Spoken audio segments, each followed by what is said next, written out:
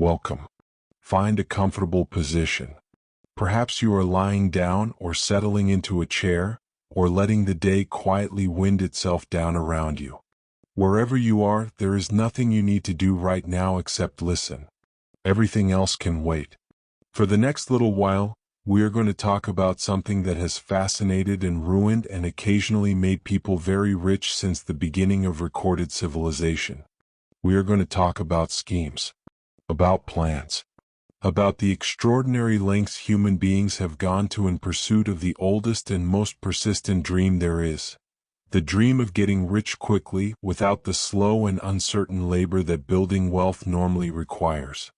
This is not a warning exactly. And it is not a celebration either.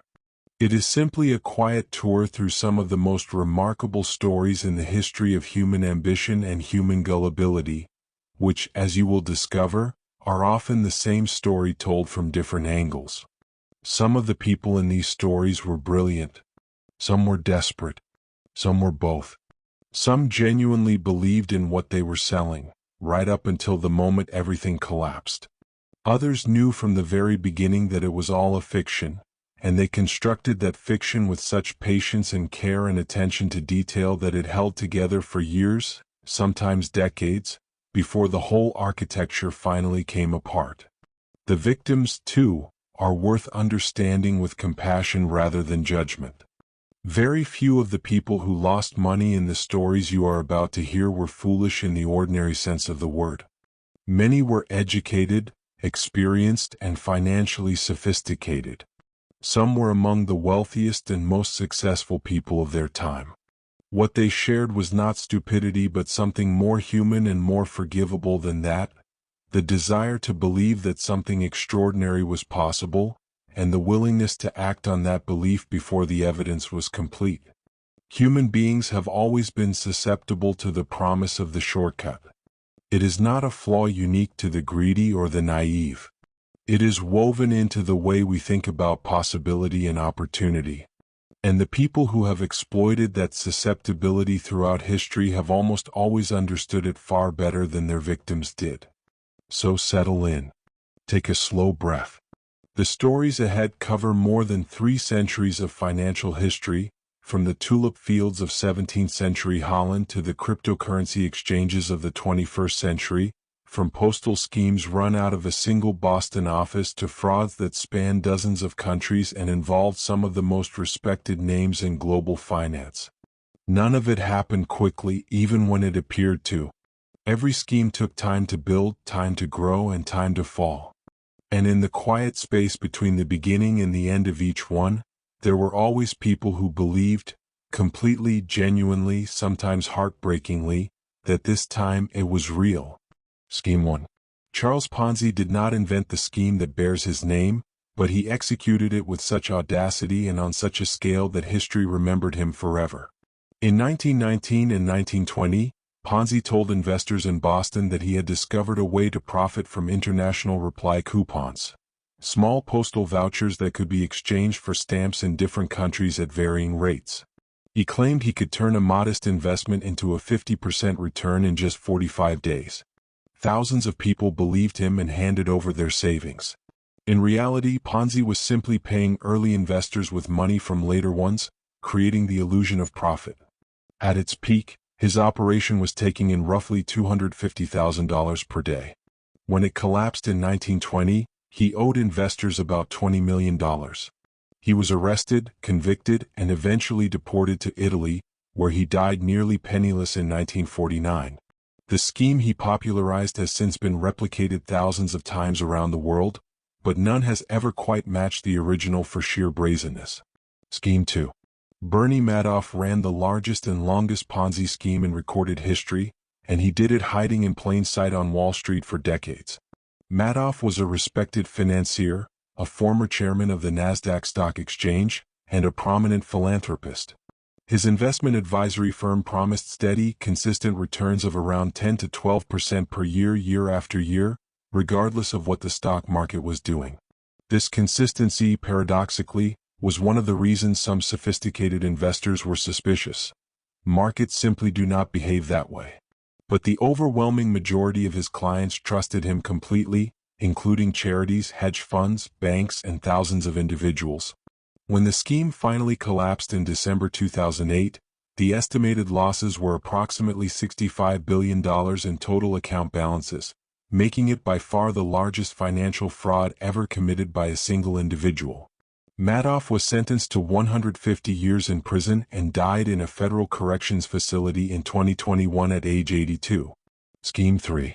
In the early 2000s, a company called Enron was celebrated as one of the most innovative and admired corporations in America. Fortune magazine named it the most innovative company in the United States 6 years in a row. Its executives appeared on magazine covers. Its stock price soared. What the public did not know was that Enron's profits were largely fictitious, created through an elaborate system of off-balance sheet entities, accounting manipulations, and outright fraud designed to hide enormous debts and inflate earnings. When the scheme unraveled in 2001, the company filed for what was at the time the largest corporate bankruptcy in American history. Thousands of employees lost their jobs and their retirement savings simultaneously. Several executives were convicted and imprisoned. The Enron scandal fundamentally changed how corporate accounting is regulated in the United States. Scheme 4. The South Sea Company was established in England in 1711 and was granted a monopoly on trade with South America. The only problem was that Spain controlled South America and had no intention of allowing British trade there. This inconvenient reality did not stop the company's promoters from enthusiastically talking up its prospects to investors. In 1720, the company took over a large portion of the British national debt in exchange for shares, and the stock price began to rise. It rose, and then it rose some more, and then it rose to extraordinary heights as speculation gripped the nation. Members of Parliament, aristocrats, ordinary merchants, and servants all bought shares. The price peaked in the summer of 1720 and then collapsed with breathtaking speed. Thousands of people were ruined. Isaac Newton, who had already made a profit selling his shares early, reportedly bought back in near the top and lost the equivalent of several $1 million. He later said he could calculate the motions of the heavenly bodies but not the madness of people. Scheme 5. Multi-level marketing, commonly known as MLM, is a business model in which participants earn income not just from selling products but from recruiting new participants into the network below them, who in turn recruit others. In theory, each participant builds a downline of sellers and earns a percentage of their sales. In practice, the Federal Trade Commission has found that in the vast majority of MLM companies, more than 99% of participants either make no money or lose money. The structure resembles a pyramid, with a tiny number of people at the top earning the bulk of the income from the recruitment fees and product purchases of everyone below them. Nonetheless, MLM companies recruit millions of participants annually with promises of financial freedom, flexible hours, and unlimited income potential. Scheme 6. The story of Victor Lustig is one of the most remarkable con artist careers in history. In 1925, Lustig posed as a French government official and invited 6 scrap metal dealers to a secret meeting in Paris, where he informed them, in hushed and confidential tones, that the Eiffel Tower was in such a state of disrepair that the French government had decided to sell it for scrap. He swore them to secrecy, the public announcement would cause an uproar, and invited them to submit bids. He selected the most gullible bidder, collected a deposit of tens of thousands of dollars, and quietly left for Vienna before anyone realized what had happened.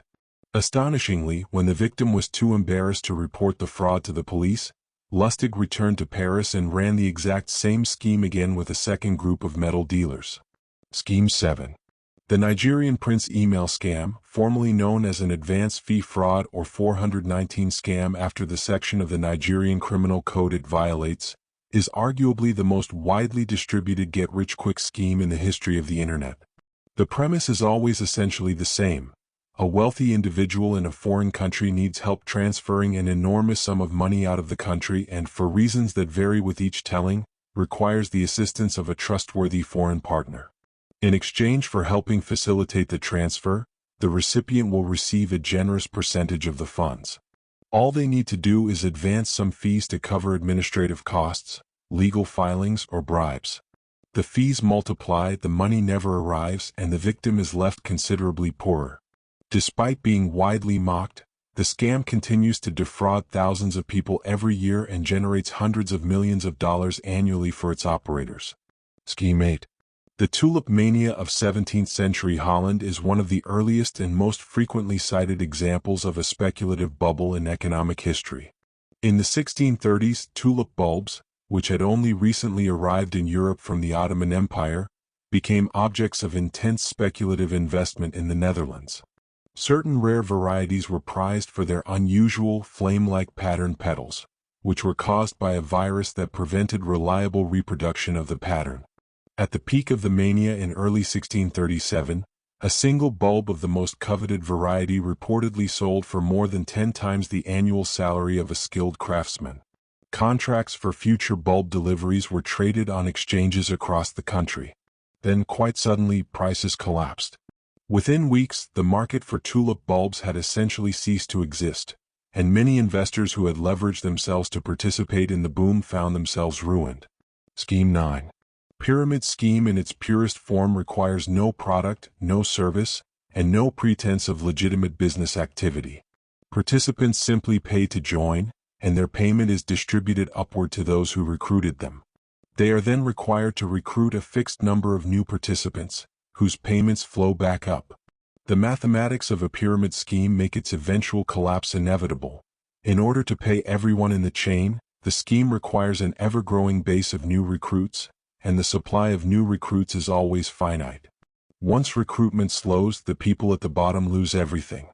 Despite being illegal in most countries, pyramid schemes are continually reinvented in new forms and continue to attract participants who either do not recognize the structure or believe they can exit before the collapse.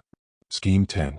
The dot-com bubble of the late 1990s was a period of extraordinary speculative excess in which internet companies with minimal revenues, no profits, and sometimes no coherent business model attracted billions of dollars in investment simply by adding a .com to their name and presenting a sufficiently exciting vision of the future.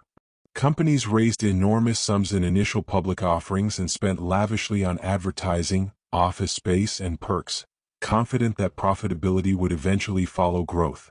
Some famous examples include Pets.com, which burned through $300 million in less than 2 years before going bankrupt, and Webvan, an online grocery delivery company that raised $375 million and expanded aggressively before collapsing.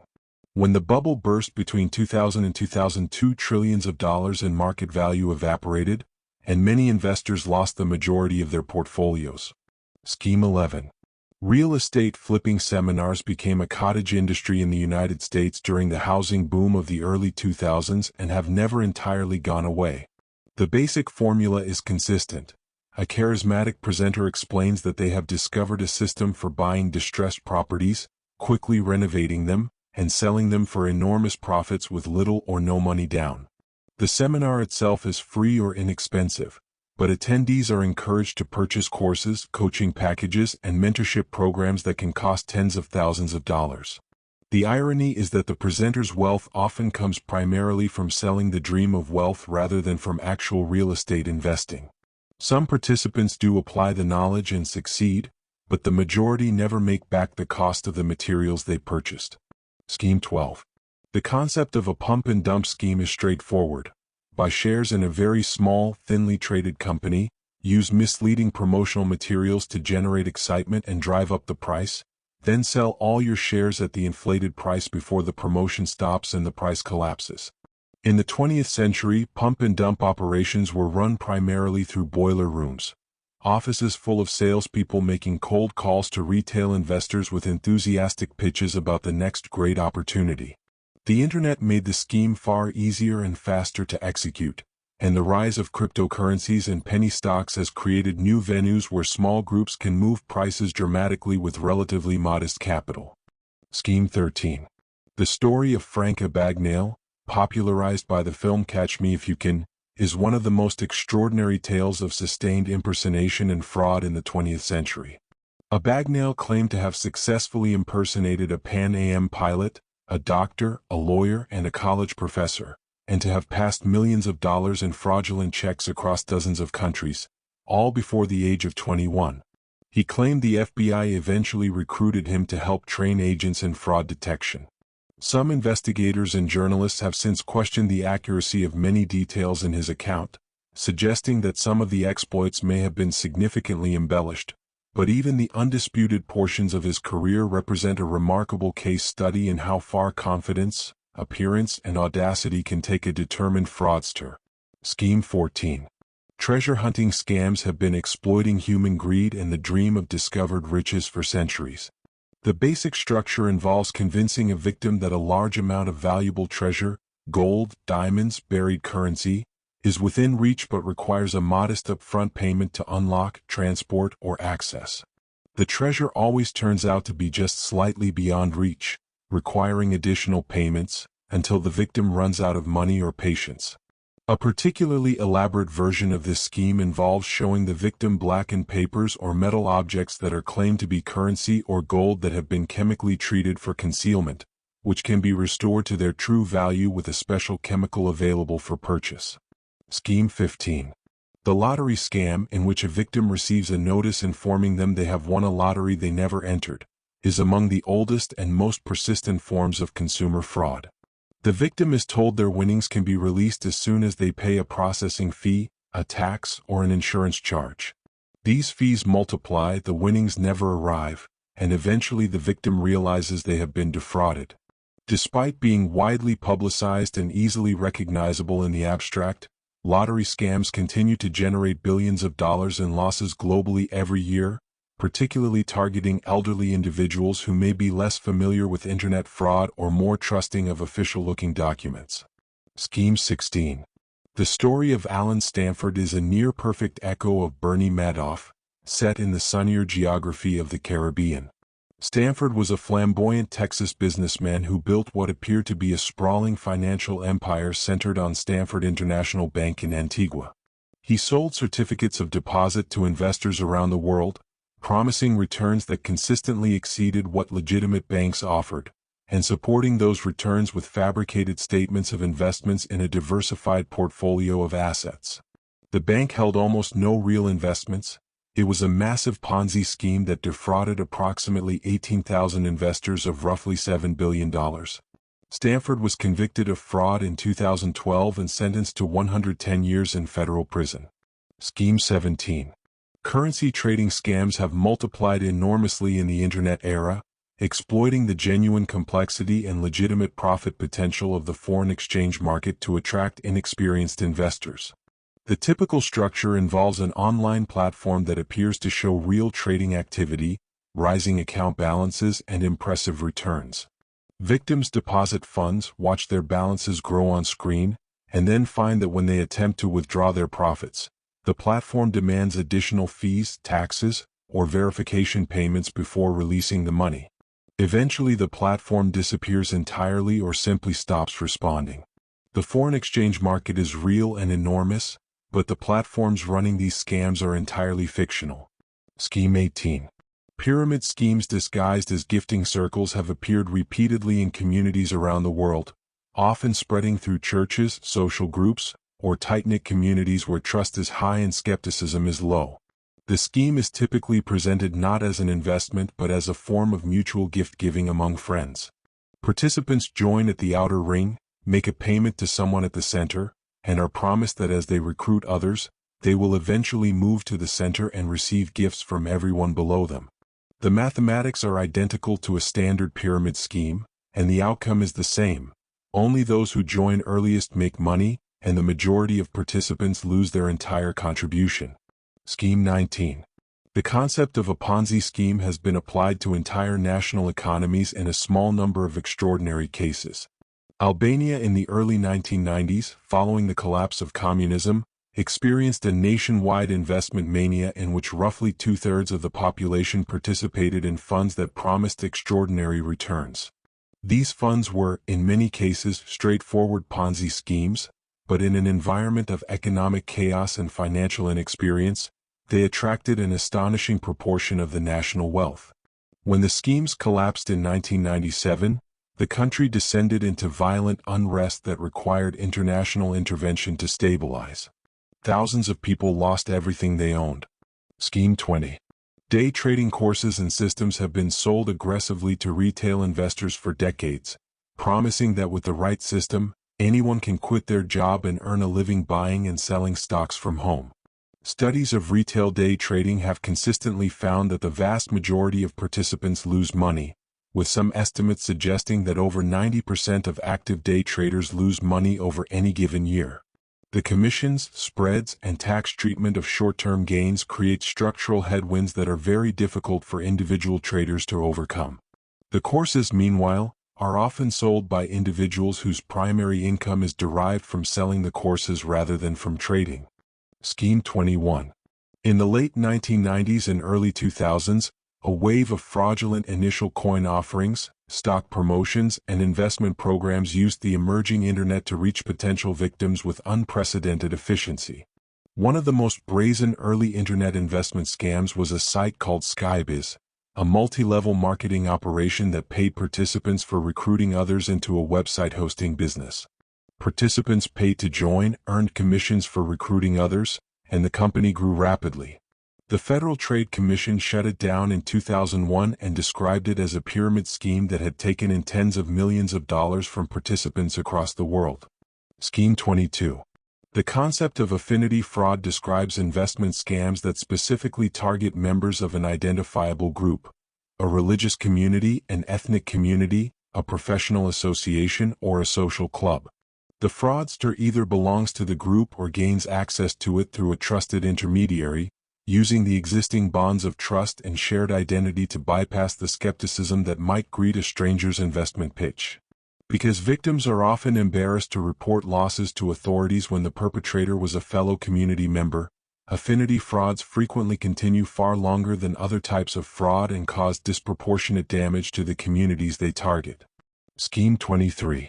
The story of the Bre-X mineral scandal is one of the most spectacular frauds in the history of the mining industry. In the mid-1990s, a small Canadian mining company claimed to have discovered an enormous gold deposit in the jungles of Borneo, Indonesia. The company's geologist, Michael de Guzman, filed reports indicating that the deposit contained an extraordinary amount of gold, enough to be one of the largest discoveries in history. The company's stock soared from pennies to nearly $300 per share, creating billions of dollars in paper wealth. In 1997, an independent assessment found that the core samples had been salted, mixed with flakes of gold to fake the results. De Guzman died in a fall from a helicopter in Indonesia shortly before the fraud became public, in circumstances that remain disputed. The stock became worthless overnight. Scheme 24. Televangelism and prosperity gospel preaching occupies a morally complicated space between sincere religious belief and calculated financial exploitation. In the prosperity gospel tradition, financial donations to a ministry are framed as seeds planted in divine soil, expected to return 100-fold to the faithful donor. Some ministries have raised enormous sums from followers of modest means, directing those funds toward private jets, luxury real estate, and lavish personal lifestyles while promising donors that their giving will be rewarded with miraculous financial blessings. While some participants in this world are genuine believers in their own theology, investigations have repeatedly found ministries enriching their leaders at the direct expense of their congregants. Scheme 25. The commodities fraud known as the Great Salad Oil Swindle of 1963 was executed with considerable ingenuity by a New Jersey businessman named Anthony De Angelis. De Angelis obtained enormous loans by pledging salad oil stored in large tanks as collateral. Inspectors verified the oil was present and the loans were extended. What De Angelis had done was fill the tanks almost entirely with water, floating a thin layer of oil on top, which was what the inspectors saw when they opened the hatch.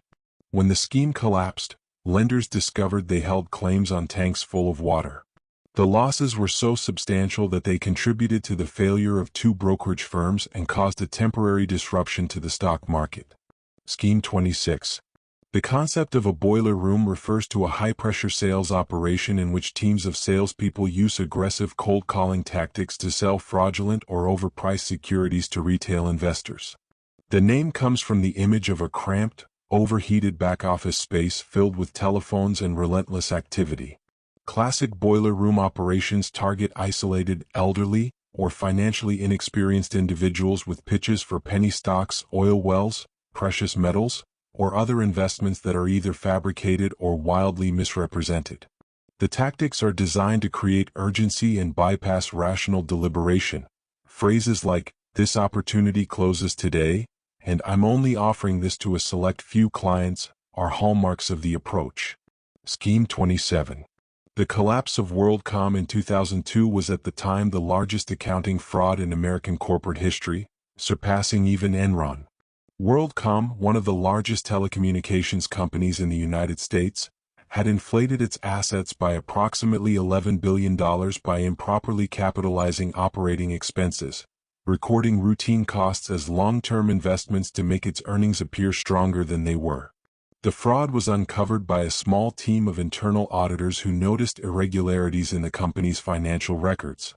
When it became public, WorldCom filed for bankruptcy, its stock became worthless, and tens of thousands of employees lost their jobs and retirement savings.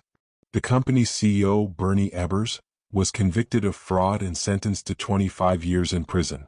Scheme 28. The Internet era produced a remarkable species of get-rich-quick scheme known as the automated trading bot, typically sold through enthusiastic websites and YouTube channels that show screenshots of enormous trading profits, testimonials from early participants, and a compelling origin story about a brilliant programmer who cracked the code of the financial markets. Buyers pay for access to software that allegedly trades automatically on their behalf, generating profits while they sleep. In almost all cases, the software either does nothing, trades randomly, or is specifically designed to generate small initial profits before the bot begins losing money systematically. The primary income for the seller is always the sale of the software itself. Scheme 29. Land banking scams sell plots of land to investors with the promise that planning permission will soon be granted, dramatically increasing the value of the land. Investors are shown professional-looking brochures, maps, and projections suggesting that development is imminent and that their modest investment will multiply many times over. In reality, the land is often in a floodplain, a protected area, or otherwise entirely ineligible for development. The company selling the plots knows this but conceals it. Investors who later try to sell their land discover it is worth far less than they paid, if it can be sold at all. Scheme 30. The story of Elizabeth Holmes and Theranos is one of the defining fraud stories of the 21st century. Holmes founded Theranos in 2003 with the visionary claim that her company could perform hundreds of medical diagnostic tests from a single drop of blood using a proprietary technology called the Edison machine. The company raised nearly $1 billion from investors, achieved a valuation of $9 billion, and Holmes was celebrated as a visionary entrepreneur. The technology never worked as claimed. Tests were largely being run on conventional third-party machines while patients received inaccurate results that in some cases led to incorrect medical decisions.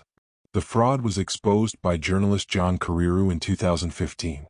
Holmes was convicted of investor fraud in 2022 and sentenced to more than 11 years in federal prison. Scheme 31. The cryptocurrency boom of 2017 produced an explosion of initial coin offerings, or ICOs, in which new cryptocurrency projects raised money by selling tokens to investors with promises of revolutionary technology and extraordinary returns. The barrier to launching an ICO was extremely low. Anyone could create a white paper, design a token, and begin accepting investments. Many ICOs raised millions of dollars based on little more than a website and a vague description of a blockchain application that had never been built and would never be built. Studies estimated that a significant majority of 2017 ICOs were either outright frauds or failed projects, and the total value lost by investors ran into the billions of dollars. Scheme 32.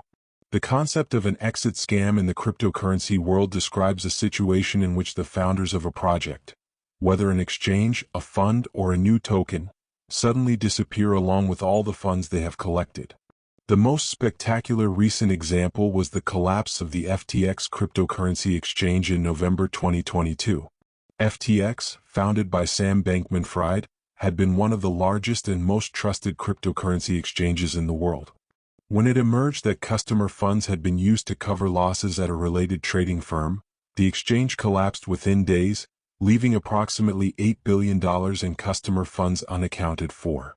Bankman-Fried was convicted of fraud and conspiracy in 2023 and sentenced to 25 years in prison. Scheme 33. The concept of a high-yield investment program, or HYIP, is one of the Internet's most durable financial scams. HYIPs promise extraordinary returns, often 1 to 5% per day, through unspecified trading strategies or investment activities that are never clearly described.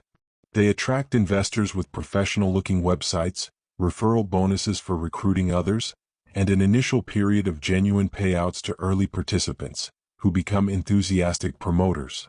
The payouts are funded by new investors' deposits, making HYIPs structurally identical to Ponzi schemes. When deposit growth slows, the operator typically disappears with all remaining funds in what the cryptocurrency community calls a rug pull. Scheme 34. The phenomenon of celebrity-endorsed investment scams accelerated dramatically with the rise of social media, as the barrier between celebrities and their audiences shrank. Cryptocurrency promotions by musicians, athletes, and actors have drawn particular scrutiny from regulators. In several notable cases, celebrities were paid to promote specific cryptocurrency tokens to their followers without disclosing that they were being compensated, leading to significant investor losses when the tokens collapsed in value. The Securities and Exchange Commission has pursued enforcement actions against several celebrities for these promotions, and the practice has brought renewed attention to the legal responsibilities of individuals who use their platforms to recommend investments. Scheme 35. The story of the Bank of Credit and Commerce International, known as BCCI, is one of the most extraordinary cases of institutional fraud in banking history. BCCI was founded in 1972 and grew into a bank with branches in 78 countries and assets of approximately $20 billion. Behind the scenes, it was engaged in a staggering range of criminal activities including money laundering, bribery, support for terrorist organizations, and a massive fraud involving falsified accounts. A core feature of its operations was deliberate regulatory evasion, by structuring itself across multiple jurisdictions with no single regulator having a complete picture. BCCI operated in the gaps between oversight systems for nearly 2 decades before it was shut down simultaneously across multiple countries in 1991. Scheme 36. The concept of a fake invoice scam targets businesses rather than individuals. A criminal organization researches a company's suppliers and then sends invoices that closely mimic legitimate ones, using similar formatting, account numbers with minor changes, and compelling explanations for why payment should go to a new account. Employees responsible for accounts payable, particularly in large organizations with complex supply chains, sometimes process these payments without adequate verification. Business email compromise fraud, a related scheme in which criminals gain access to a company's email systems to intercept legitimate invoices and redirect payments, costs businesses globally billions of dollars annually. Scheme 37. The story of John Law and the Mississippi Company is one of the earliest and most dramatic examples of a speculative bubble created through the intersection of government finance and investor psychology. Law was a Scottish financier who gained enormous influence over the French government in the early 18th century and was allowed to establish a bank and create a company with a monopoly on trade with France's Louisiana Territory in North America. The Mississippi Company's shares rose to extraordinary heights as investors imagined the riches of the New World. Law encouraged speculation by expanding the money supply and making credit easy to obtain for share purchases. When confidence in the company wavered, the resulting crash destroyed fortunes across France and set back the country's financial development by decades. Scheme 38. Work-from-home envelope stuffing jobs have been advertised in newspapers and online for decades, promising easy money for simple work. The victim pays a fee to receive the materials and instructions and is told they can earn money by stuffing envelopes or assembling products at home. When the materials arrive, they discover the job is to place advertisements for the same envelope stuffing opportunity in newspapers and collect fees from new respondents. The only product being sold is the scheme itself. This self-referential structure, in which participants earn money only by recruiting others into the same scheme, is a defining characteristic of the broader category of scams built on the dream of effortless income. Scheme 39. The concept of a Ponzi scheme extended to the sovereign level appeared in one of its most remarkable forms in the case of Zeek Rewards, a penny auction company that operated between 2010 and 2012. Participants earned points by purchasing bids in the auction and by placing daily advertisements online. The scheme promised that these points would generate cash payouts growing steadily over time. At its peak, Zeek Rewards had approximately 1 million participants in more than 180 countries and had collected around $600 million. Scheme 41. The concept of a matrix scheme is a variation on the pyramid in which participants pay to join a waiting list and receive a product or prize only when enough new participants have joined below them to fill out a specific grid or matrix structure. The appeal is the promise of receiving a valuable product, often an electronics item, a vacation package, or a piece of software, at a fraction of its cost. The reality is that the scheme requires geometric growth in new participants to fulfill its promises to those already waiting, and the majority of participants will wait indefinitely and never receive their promised reward. Scheme 42. The fraudulent art market has produced some remarkable schemes in which collectors paid enormous sums for works that were either forged, misattributed, or entirely invented. Wolfgang Beltracchi and his wife Helene ran perhaps the most successful art forgery operation in recent history, creating works in the style of early 20th century masters and placing them into the market through elaborate false provenance stories, including faked photographs and invented collector histories. Their forgeries fooled auction houses, museums, and expert appraisers for decades and sold for millions of dollars. When they were caught in 2010 and convicted in 2011, an unknown number of their works remained undetected in private and public collections around the world. Scheme 43. Sports betting tip services have long occupied a morally ambiguous and frequently fraudulent corner of the gambling world. The classic version of the scam involves a tipster who sends free predictions to a large group of people, splitting them into groups and sending different predictions to each. After several rounds, a small subset of recipients has received a sequence of correct predictions through the mathematics of probability alone, and the tipster approaches this group with an offer to sell future tips, having seemingly demonstrated an impressive track record. No skill was involved. The false track record was the inevitable result of sending enough contradictory predictions to a large enough initial group. Scheme 44. The concept of a Freeport storage scheme sits at the intersection of legitimate tax planning and potential fraud. Freeports are secure storage facilities located in customs-exempt zones, often near airports, where art, wine, precious metals, and other collectibles can be stored indefinitely without triggering import duties or capital gains taxes. While freeports are legal, they have also been used as infrastructure for schemes in which investors pay for ownership stakes in assets, wine, art, whiskey, that are supposedly stored and appreciating in value. In several documented cases, the assets either did not exist or were not held in the condition or quantity described, and investor funds were misappropriated. Scheme 45. The story of Scott W. Rothstein is one of the more creative fraud constructions in recent American legal history. Rothstein was a prominent Florida attorney who sold investors what he claimed were confidential legal settlement agreements. Victims of sexual harassment and other claims had supposedly agreed to receive large structured payments over time, and Rothstein offered investors the opportunity to purchase these payment streams at a discount, receiving the full settlement amount as it was paid out. The settlement agreements were entirely fabricated. There were no victims, no settlements, and no payment streams, just an enormously elaborate fiction that raised approximately $1.2 billion before collapsing in 2009. Rothstein was sentenced to 50 years in prison. Scheme 46. The concept of a timeshare exit scam preys on people who are already victims of a separate financial mistake, having purchased a timeshare they cannot use and cannot sell. Timeshare exit companies advertise aggressively to timeshare owners with promises that they can legally cancel their ownership contracts and end the annual maintenance fees that continue regardless of whether the owner uses the property. Victims pay thousands of dollars in upfront fees, The company either does nothing or performs some minor activity that accomplishes nothing, and the owner finds themselves still bound by their timeshare contract and several $1,000s poorer. In many cases, the only change is that the victim now has a new financial problem in addition to the original one. Scheme 47. Rare earth mineral investment schemes enjoyed a period of particular popularity following the genuine surge in interest around rare earth elements used in clean energy technology and electronics.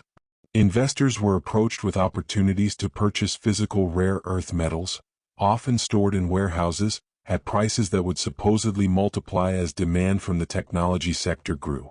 The warehouses were sometimes real and sometimes fictional, the metals were sometimes present and sometimes not, and the promised market for resale rarely materialized.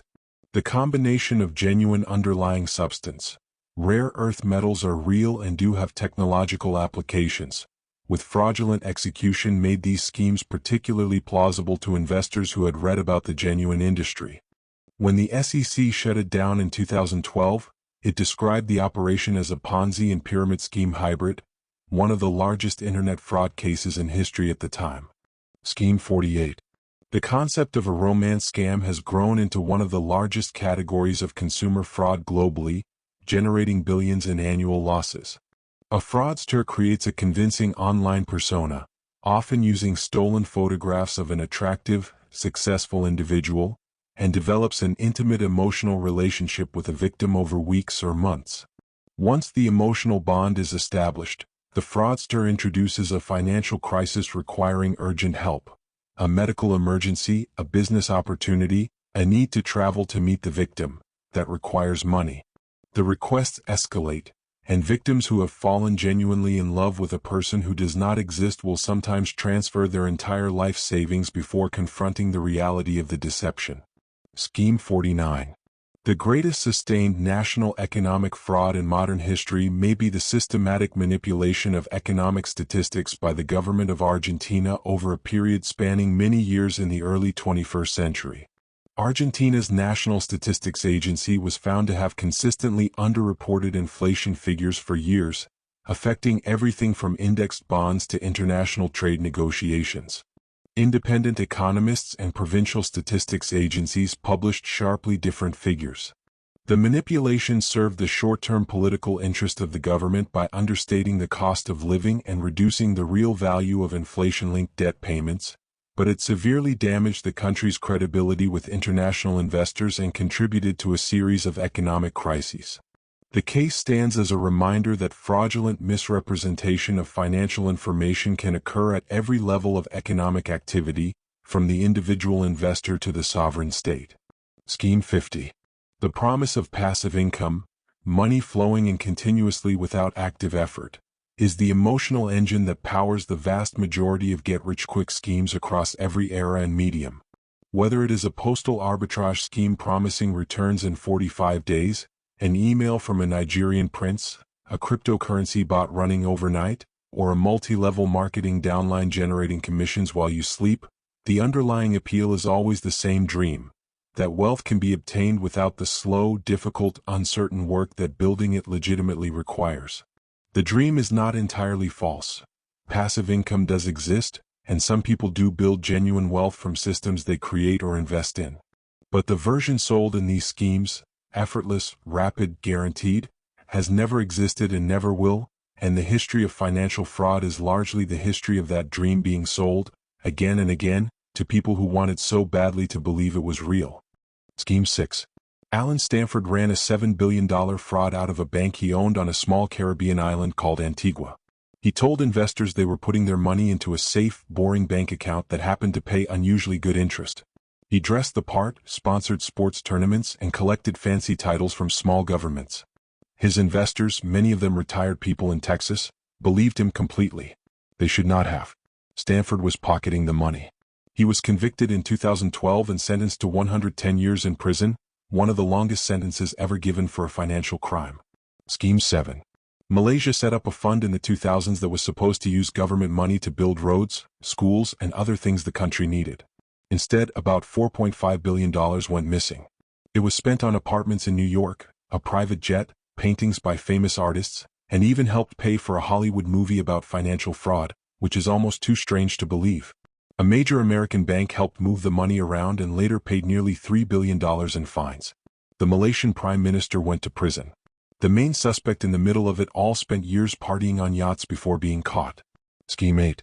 A young man named Nick Leeson worked at a very old and respected British bank called Barings.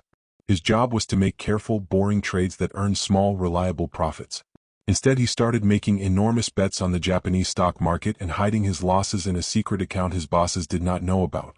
When a major earthquake hit Japan in 1995 and sent markets in the wrong direction, his hidden losses were so large they were bigger than the entire bank. Barings, which had been around for over 200 years, collapsed and was sold for £1. Leeson went to prison in Singapore. Scheme 9. In the 1630s, the Dutch went completely mad for tulips. These flowers had recently arrived from Turkey, and certain rare ones had beautiful streaked petals that people found irresistible. Prices climbed higher and higher as more people wanted them. At the very top of the craze, a single tulip bulb could cost as much as a large house in a nice neighborhood. People were borrowing money to buy bulbs they planned to sell to someone else at a higher price. Then one day buyers stopped showing up and the prices fell apart overnight. Many people who had borrowed to speculate found themselves in serious trouble. Scheme 10. The small city of Bell, California had a population of working-class families and not much money. Without anyone noticing for years, the city manager quietly arranged to pay himself nearly $800,000 a year, which was about twice what the President of the United States was making at the time. Other officials gave themselves fat salaries too. When a local newspaper finally looked at the public records and published what they found, people were furious. The city manager was convicted on 69 counts of misusing public money. The whole mess led California to make government salaries easier for ordinary people to look up. Scheme 11. A trader at a big investment bank in the 1990s named Joseph Jett found a glitch in his company's computer system. The glitch made certain trades look profitable on paper even though they were actually losing money. Jett kept making those trades over and over, and the computer kept showing fake profits. The bank thought he was a star. His bosses celebrated him. Then auditors looked more carefully and the $350 million in reported profits simply disappeared. The bank fell apart shortly afterward. Jett said he had done nothing wrong and that his managers knew what was happening. The argument over who was responsible went on for years. Scheme 12. An Italian company that made milk and cheese called Parmalat told the world it had nearly $5 billion sitting in a bank account in the Cayman Islands. Auditors checked every year and were satisfied. The only problem was that the account did not exist. The letter confirming it had been forged on a home computer. When investigators eventually contacted the bank directly, the whole thing came apart. Parmalat had been hiding losses and making up assets for over a decade using a tangle of overseas companies so complicated that almost nobody fully understood it. The founder was convicted of fraud. It became known as Europe's Enron. Scheme 13. In the 1980s, the American government loosened the rules on what savings banks could do with the money their customers deposited. Many of these banks started making risky bets on real estate. When property prices fell, hundreds of banks went under. Some of the people running these banks were not just reckless but crooked, lending money to friends, falsifying records, and draining funds for personal use. Cleaning up the mess cost American taxpayers over $130 billion. One man, Charles Keating, ran a savings bank in California that alone cost the government and its depositors over $3 billion. He was convicted and went to prison. Scheme 14. A young woman named Elizabeth Holmes dropped out of Stanford and started a company called Theranos. She said her company had invented a machine that could run hundreds of medical tests from just a single drop of blood taken from your finger. She appeared on magazine covers and was called the youngest female billionaire in American history. The machine did not actually work. Tests were quietly run on normal equipment made by other companies, and patients sometimes got wrong results about their own health. Holmes was convicted in 2022 and sentenced to over 11 years in prison. Scheme 15. Sam Bankman-Fried built one of the biggest cryptocurrency exchanges in the world and became famous for wearing shorts to meetings with politicians and promising to give his fortune away. Behind the scenes, money that customers deposited at his exchange was apparently being used to cover losses at a separate trading firm he also controlled. When this became public in late 2022, the exchange collapsed in days and billions of dollars in customer funds were gone. Bankman-Fried was convicted in 2023 and sentenced to 25 years in prison. His downfall happened faster than almost any in financial history. Scheme 16. A hedge fund run by some of the smartest people in finance, including 2 economists who had won the Nobel Prize, blew up spectacularly in 1998. The fund used very complicated math to make bets that it believed were almost certain to pay off. 4 years the math worked and the returns were extraordinary. Then Russia stopped paying its debts and markets did things the math said were nearly impossible. The fund lost $4.6 billion in a few weeks. The Federal Reserve had to get a group of banks to rescue it because officials feared that letting it simply fail might break something important in the global financial system. Scheme 17. For decades, people around the world have been receiving letters, faxes, and emails from strangers claiming to have access to a huge pile of money, often belonging to a dead prince, a jailed official, or an abandoned estate, that needs to pass through a foreign bank account. The stranger offers the reader a generous cut in exchange for their help. All they need to do is pay a small fee to get the process started. The fees keep growing. The money never comes. By the time most people understand what is happening, they have already sent away life savings. The scheme is ancient in its basic shape and shows no signs of disappearing. Scheme 18. In 1899 in New York, a bookkeeper named William Miller promised people a 10% return every single week on their investments. That would have meant more than 5 times their money back in a year. His explanation for how he achieved this was vague and unconvincing, but people gave him money anyway. He paid early investors using money from new ones, and for about 13 months he collected nearly $1 million from ordinary working people who believed they had found a miracle. He was eventually caught, convicted, and sent to prison.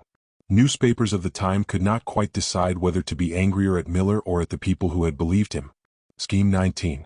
In the early 1990s, Romania was poor and chaotic after the fall of communism, and a man named Ion Stoica offered desperate people an almost unbelievable deal. Put in a little money and get 8 times as much back in 6 months. Something like 4 million Romanians signed up, which was roughly 1 in 5 adults in the entire country. For a while the payouts came because there were always more new participants bringing in fresh money. When the pool of new people finally ran out, the scheme fell apart. The losses touched nearly every family in the country in some way, and the damage to Romanian society lasted for years. Scheme 20. In Ireland, one of the country's biggest banks was secretly arranging to shuffle hundreds of millions of euros back and forth with another bank right around the end of each year. The point was to make the bank's books look healthier than they were when auditors showed up. The bank's chairman had also borrowed an enormous sum from his own bank without telling anyone properly. When the 2008 financial crisis hit and all of this came out, the Irish government had already promised to cover all bank losses, leaving ordinary taxpayers on the hook. Ireland needed an emergency rescue loan of €85 billion from the European Union. Several executives were convicted and sent to prison. Scheme 21. WorldCom was one of the biggest phone companies in America in the late 1990s, and it looked enormously profitable on paper. The reason it looked profitable was that its accountants were quietly moving billions of dollars of everyday bills, things the company paid to keep its network running, into a different column on the spreadsheet, one that made them look like long-term investments rather than costs. This made the profits look much bigger than they were. When outside auditors spotted the trick in 2002, the company collapsed into the largest bankruptcy America had seen. The chief executive went to prison for 25 years. Tens of thousands of workers lost their jobs and their retirement savings. Scheme 22. In the 1920s, a man who had worked in carnivals convinced investors in rural Maine that he could harness the power of a famous whirlpool in the Bay of Fundy to generate cheap electricity. The whirlpool was a real thing that people had seen with their own eyes, which made the story easier to believe. The power plant was not a real thing, and the man had no ability to build one. He collected money from farmers and fishermen and local shopkeepers and then disappeared. He later turned up in Florida with a fresh set of promises about land in the swamps. Scheme 23. Wirecard was a German financial technology company that for years seemed to be one of Europe's great business success stories. Its stock made investors rich. Its executives were celebrated. When journalists and short sellers raised questions about its accounting, German financial regulators sided with the company and actually filed charges against one of the critical journalists. Then in 2020, auditors asked a simple question about nearly €2 billion supposedly sitting in bank accounts in the Philippines. The accounts did not exist. The CEO was arrested. His closest associate vanished completely and is believed to have escaped to Russia, where he has never been found. Scheme 24. A man named Robert Vesco stole $224 million from a group of mutual funds in the early 1970s and then simply left the country before he could be arrested. For the next 30 years he moved from country to country, paying off governments in the Caribbean and South America to let him stay. He eventually settled in Cuba. By some reports, he tried to sell the Cuban government a fake cancer cure near the end of his life. He probably died in Cuba sometime in the mid-2000s, though nobody has been able to confirm this with certainty. He successfully avoided American justice for the rest of his life. Scheme 25. Reed Slatkin was a founding member of the Church of Scientology and a well-known figure in his community in California. From the late 1980s onward, he raised money from fellow church members and people in the entertainment industry by promising strong, steady investment returns. Many people trusted him because they knew him through church, and trust within a shared community is one of the things con artists prize most. For 15 years he collected and spent other people's money, reporting fake gains to keep everyone calm. When it fell apart in 2001, about $593 million was gone. He was sentenced to 14 years in prison. Scheme 26. The pump and dump scheme is one of the oldest tricks in financial markets, and it has never gone away. Someone buys a lot of shares in a cheap, little-known company and then floods the internet, the phone lines, or social media with breathless talk about how the company is about to change everything. People rush in, the price rises, and the person who started all the talk quietly sells everything at the higher price. The price then falls back down and everyone who bought during the excitement is left with losses. The same exact scheme has been adapted for cryptocurrency, where it is even easier to execute because there are fewer rules. Scheme 27. In the 1970s, the head of a major Hollywood movie studio was discovered to have forged checks made out to famous actors and deposited them in his own account. One of the actors, Cliff Robertson, noticed the discrepancy on his tax forms and reported it to the government rather than quietly letting it go, which was apparently what he was expected to do. A scandal followed. The studio executive was given probation and a small fine. He was then hired to run a different studio. Hollywood was not particularly surprised by any of this, which was perhaps the most revealing part of the whole story. Scheme 28. In 1822, a Scottish man named Gregor MacGregor arrived in London claiming to be the prince of a lush and welcoming Central American country called Postage. He brought convincing maps, a detailed travel guide describing the country's fine buildings and pleasant climate, and bonds issued by the National Bank. He sold land to hundreds of families who packed up their belongings and sailed across the Atlantic. They arrived to find thick jungle, no roads, no bank, and no buildings of any kind. About half of the settlers died of fever and disease before ships came to take the survivors home. MacGregor faced no serious legal consequences and reportedly tried the same scheme again in France. Scheme 28. In 1822, a Scottish man named Gregor MacGregor arrived in London claiming to be the prince of a lush and welcoming Central American country called Postage. He brought convincing maps, a detailed travel guide describing the country's fine buildings and pleasant climate, and bonds issued by the National Bank. He sold land to hundreds of families who packed up their belongings and sailed across the Atlantic. They arrived to find thick jungle, no roads, no bank, and no buildings of any kind. About half of the settlers died of fever and disease before ships came to take the survivors home. MacGregor faced no serious legal consequences and reportedly tried the same scheme again in France. Scheme 29. Lou Pullman made his name and his fortune managing some of the most successful boy bands of the 1990s. On the side, for about 20 years, he ran a much quieter operation in which he convinced hundreds of investors to put money into two companies that did not exist. He created fake paperwork, invented a fake accounting firm to audit the fake companies, and collected over $300 million from banks and individuals who believed they were investing in real businesses. When investigators finally caught up with him, he fled to Indonesia and was found living comfortably in a resort hotel. He was extradited, convicted, and died in prison in 2016. Scheme 30. In the 1990s, a small Canadian mining company claimed it had found one of the largest gold deposits ever discovered, buried under the jungle in a remote part of Indonesia. The claim sent the stock from almost nothing to nearly $300 a share. Mining companies, pension funds, and ordinary investors poured money in. The gold samples that started the whole thing had been faked by mixing in gold shavings from jewelry.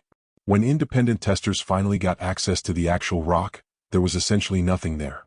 The stock collapsed to nearly zero in days. Before charges could be filed, the chief geologist fell from a helicopter over the jungle. Nobody ever fully explained how. Scheme 31. A scam that became very common in the 2010s starts with a friendly message from a stranger on a dating app or social media. The stranger is warm and attentive and the conversation goes on for weeks or months before they casually mention they have been making extraordinary amounts of money investing in cryptocurrency. They offer to show you how. They introduce you to a website that appears to show your money growing quickly. You put in more money. your balance looks bigger and bigger. When you try to take your profits out, there is always another fee to pay first. Eventually the website and the stranger both disappear along with everything you deposited. Scheme 32. A bank called BCCI operated across dozens of countries in the 1970s and 1980s and was one of the most crooked organizations in financial history. It secretly bought American banks without telling regulators, moved money for drug cartels and weapons dealers, helped people avoid taxes across many countries, and reportedly did business with intelligence agencies that found its lack of oversight useful. Regulators in multiple countries either missed the warning signs or chose not to look too hard. When authorities finally shut it down in 1991 by raiding its offices in multiple countries on the same day, depositors around the world had lost somewhere between $10 and $17 billion. Scheme 33. A Swedish businessman named Ivar Kreuger became one of the richest and most respected men in the world in the 1920s by lending money to struggling European governments in exchange for the right to sell matches in their countries. He sold securities to millions of investors in America and Europe. His finances were a complete fiction, maintained with the help of a private printing press he used to create fake government bonds. He was so trusted that even experienced bankers rarely questioned his reports. When he died in Paris in 1932, apparently by his own hand, investigators found that the losses to investors were the equivalent of many billions in today's money. Scheme 34. A hedge fund called Bayou Group started losing money for its investors in the early 2000s and decided not to tell anyone. Instead, the people running the fund invented a fake accounting firm. They simply made it up, gave it a professional-sounding name, printed some letterhead, and used it to produce audits showing the fund was doing well. The fake audit firm existed entirely on paper. By the time things fell apart in 2005, about $400 million in investor money had been lost or spent. One of the men involved wrote a long confessional note, survived a suicide attempt, and later cooperated with investigators. Scheme 35. Boiler room fraud is a style of scam that has been running in basically the same form since at least the 1980s. A room full of salespeople work the phones all day, calling strangers and pushing them to buy shares in small, worthless, or made-up companies at inflated prices. The name comes from the idea of people packed into a hot, crowded space, dialing number after number. Once the victim buys in, the stock never rises and the company never calls back. What makes these schemes especially troubling is that the people targeted are often chosen from lists of previous fraud victims, on the theory that someone who has been fooled once may be more likely to be fooled again. Scheme 36.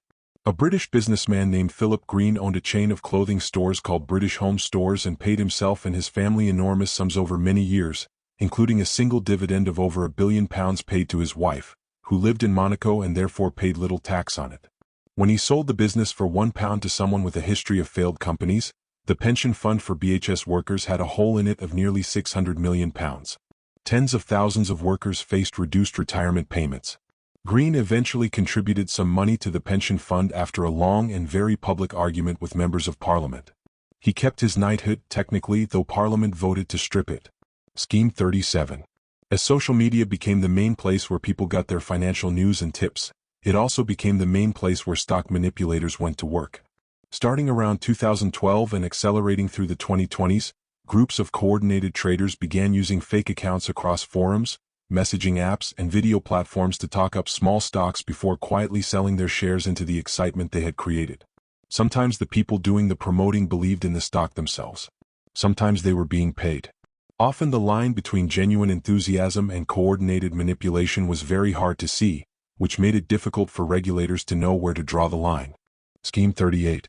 Victor Lustig was a con artist who worked in Europe and America in the early 20th century and became famous for two things above all others. The first was convincing scrap metal dealers, twice, that the French government was planning to tear down the Eiffel Tower and sell the metal, and that they should place their bids with him. The second was a wooden box he called the money printer, which he claimed could slowly copy $100 bills. He would demonstrate by loading in a real bill and waiting, and after a suitable delay another bill would emerge. The box contained a small supply of real bills hidden inside. By the time the machine produced nothing but blank paper, Lustig was already gone. Scheme 39. In 2019, federal investigators in the United States arrested dozens of wealthy parents who had paid a college admissions consultant to get their children into top universities by cheating. Some parents paid to have someone else secretly take their child's standardized tests. Others paid coaches to list their children as recruited athletes in sports the children had never played. The consultant collected about $25 million. Famous actors and business executives were among those charged. The scandal drew attention not just to the illegal scheme but to the many legal ways rich families had always used money and connections to smooth the path into elite schools. Scheme 40. Scott Rothstein was a lawyer in Florida who sold investors the right to collect money from legal settlements, except the settlements were completely made up. He forged court documents, invented cases, and fabricated bank statements. To make investors feel more confident, he showed them what appeared to be secure government records confirming the settlements were real. He had gotten access to a federal law enforcement computer system through political donations and personal relationships and used it to create convincing fake documents. His scheme reached $1.2 billion before it collapsed in 2009. He received a 50-year prison sentence. Scheme 41. The Spanish prisoner letter is one of the oldest known cons, with examples surviving from the 1580s. A stranger writes to say they are wealthy but stuck in a Spanish prison. They need money to bribe the guards so they can escape. Once free, they will reward the helper handsomely. There is usually a beautiful daughter mentioned or a chest of gold or both. The victim pays and then pays again for new complications, and the prisoner is never freed because the prisoner does not exist. This exact story, adjusted for modern technology and renamed the advance fee fraud, is still being sent to millions of email inboxes every single day. Scheme 42. For about 7 years, Volkswagen sold millions of diesel cars in the United States and Europe that looked clean on paper but were actually pumping out far more pollution than was legally allowed. The cars had been fitted with software that could detect when the engine was being tested and temporarily clean up its performance just for the duration of the test. Under normal driving conditions, the cars produced up to 40 times the legal limit of certain harmful exhaust gases. About 11 million vehicles were affected worldwide. Volkswagen paid more than $30 billion in fines, compensation, and buybacks. Several executives faced criminal charges. Scheme 43. In 2017, thousands of people paid hundreds or thousands of dollars each for tickets to the Fire Festival, advertised as a luxury music event on a private island in the Bahamas. The promotional campaign was built entirely around social media posts from models and celebrities and showed crystal blue water and beautiful people. The people who actually traveled to the island found that almost nothing had been built. There were no stages, no performances, and no proper food or shelter. The festival's organizer had spent the money raised on promotion instead of on building an actual event. He was convicted of fraud and sentenced to 6 years in prison. Scheme 44. In the late 1990s, during the technology stock boom, analysts at major Wall Street banks were writing enthusiastic reports recommending that ordinary investors buy certain stocks. In private emails, the same analysts were calling those same stocks garbage or worse. The reason they wrote positive reports despite their private opinions was that the companies whose stocks they were recommending were paying the bank large fees for other services, and nobody wanted to upset a paying client. Ordinary people made decisions based on the glowing reports without knowing what the analysts really thought. A large legal settlement in 2003 produced $1.4 billion in fines and new rules designed to keep this from happening again. Scheme 45. Rajat Gupta was one of the most respected business figures in America, a former head of McKinsey, a board member at Goldman Sachs, a philanthropist. In secret, he was passing information he heard in private board meetings to a hedge fund manager named Raj Rajaratnam, who used it to trade stocks before important news became public. Rajaratnam had built an entire network of insiders feeding him information from boardrooms and law firms across the country. He was convicted in 2011 on 14 counts of fraud. Gupta was convicted the following year. The case revealed how casually confidential information could move through networks of well-connected people who trusted each other to keep quiet. Scheme 46. In the 1970s, a man named Frank Nugan and his business partner Michael Hand set up a bank in Australia that became a favored tool for moving money that various governments and organizations did not want traced. The Nugan-Hand Bank had branches in many countries and was reportedly used to help move funds connected to American intelligence operations and international arms trading. Frank Nugan was found dead in his car in rural New South Wales in 1980 with a rifle and a piece of paper bearing the name of a former CIA director. The bank collapsed immediately. Michael Hand disappeared and was not found for decades, eventually turning up quietly in the American Midwest living under a different name. Scheme 47. In 2008, a Texas billionaire named Tom Petters was arrested for running a $3.65 billion fraud built on a very simple lie. He told investors he was using their money to buy consumer electronics, televisions, laptops, and similar items, in bulk at discount prices and then reselling them to major retailers at a profit. He produced purchase orders, invoices, and shipping records from the retailers. None of it was real. No goods were ever purchased or sold. The purchase orders were forged, the invoices were made up, and the retailers had no idea their names were being used. Petters was convicted and sentenced to 50 years in prison. Scheme 48.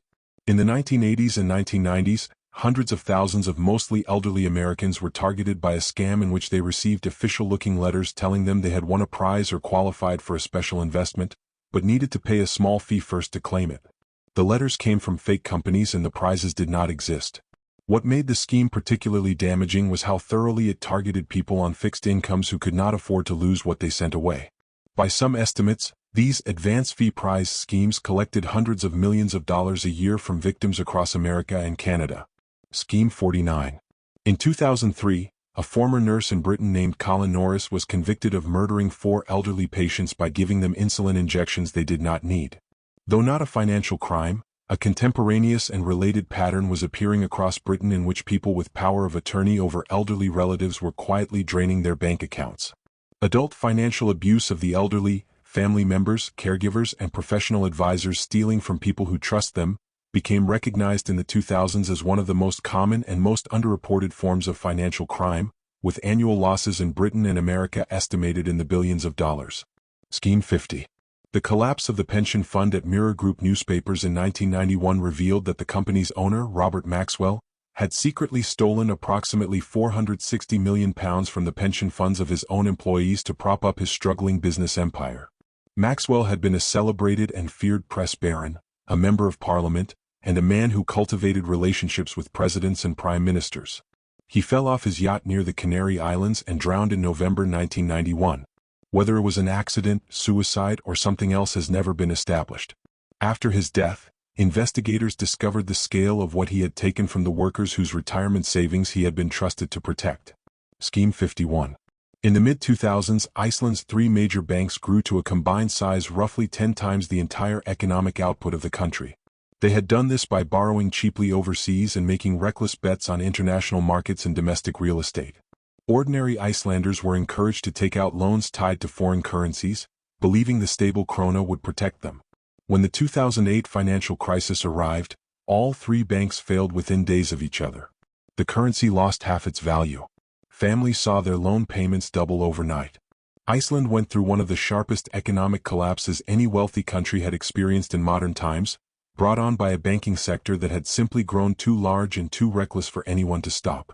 Scheme 52. In 2010, a fraudster in Britain named Achilles Kalakis was convicted of the largest mortgage fraud in British history, having borrowed nearly £750 million from banks using fake documents and fabricated references to purchase commercial properties. He presented himself as a wealthy Greek shipping heir. He was actually a convicted fraudster with a string of previous aliases. The properties he purchased were real, but the documents supporting his identity, his finances, and his business history were almost entirely invented. Banks competed to lend him money without checking his background carefully enough. He was sentenced to 7 years. Scheme 53. In the 1990s and 2000s, a network of people connected to a company called Foundation for New Era Philanthropy convinced hundreds of charities, universities, and religious organizations that anonymous wealthy donors were offering to match any money the organizations invested through the foundation. Put in $1 million and get $2 million back in 6 months. The foundation raised nearly $350 million from respected institutions. No matching donors existed. The founder, John Bennett, was using new money to pay old participants and spending the rest. The scheme collapsed in 1995. Bennett died while awaiting sentencing. Scheme 54. Marcus Schrenker was a financial advisor in Indiana who stole millions from his clients to fund a lifestyle they were not aware of. When investigators closed in on him in 2009, he devised what he apparently hoped would look like a dramatic death. He got into his small private plane, set it on autopilot, put out a distress call saying the plane was going down, and parachuted out. The plane eventually crashed in a Florida swamp. Schrenker had already arranged transportation south, where he planned to disappear. He was caught a few days later at a campsite in Florida, having attempted to hurt himself, and was subsequently convicted and sentenced to more than 12 years in prison. Scheme 55. The land banking scam has appeared repeatedly across Britain, Australia, and Canada in various forms over the years. Victims are sold small plots of land in fields or rural areas with the suggestion that the land is on the edge of development and will soon be worth far more. Planning permission is implied to be just around the corner. In practice, the land is usually in an area where development is extremely unlikely, the price paid is well above market value, and the companies selling the plots often disappear before any planning applications are ever submitted. Thousands of people have lost tens of thousands of pounds each on land they cannot sell and that will almost certainly never be developed.